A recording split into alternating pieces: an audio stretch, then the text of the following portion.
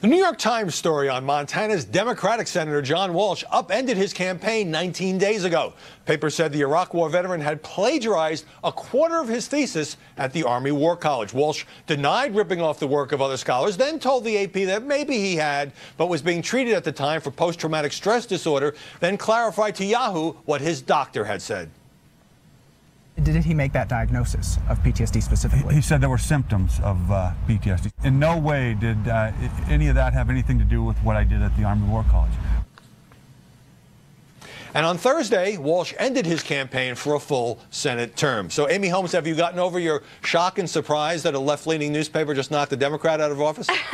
Ironic, since him dropping out of the race has been as buried as his political career. Look, if this were a Republican, these would be screaming headlines, and the entire Republican Party would be complicit in the senator's plagiarism. But you know what, Howie? I think that this could actually be a feel-good story. I'm not going to let you blame the rest of the media. The New York Times, with a detailed investigation, does it deserve credit for taking on this Democratic senator? Oh, absolutely, absolutely. But the big news, which is that he's dropped out of the race, which could also affect the, the partisan leadership of the United States Senate, really hasn't been covered. It's been buried. But I was going to say that I think that this could be a feel-good story, Howie, because we know that another politician who dropped out of a political race for plagiarizing is now vice president of the United States. Where are those stories? Okay. Well, the same week, Leslie Marshall, that the Times published this investigation, detailed investigation of Senator John Walsh, it also looked at New York's Democratic Governor Andrew Cuomo undermining an ethics commission that he had created and abolished. So what does this tell you about the New York Times approach to journalism?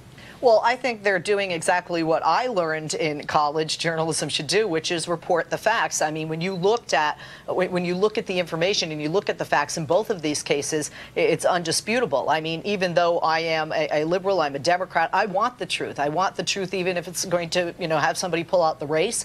And quite frankly, I don't feel it's buried. But I will say that there has been more about plagiarism, for example, than who's dropping out and how it affects the component of the Senate. And Lauren, what does this tell us about the way reporters at publications that might lean one way or the other approach their jobs? Hey, good stories cross partisan lines, and this was a juicy one. Jonathan Martin gets some kudos for digging up information that no one else had. And it does, as Leslie said, go to what my prof said in Journalism 101. If you have a V8 moment, oh my gosh, then it's a great story. And I think people respect that either way.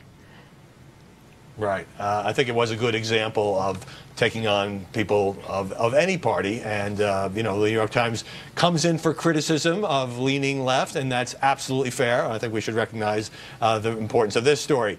Leslie Marshall here in Los Angeles, Amy Holmes in New York, thanks for joining us this Sunday.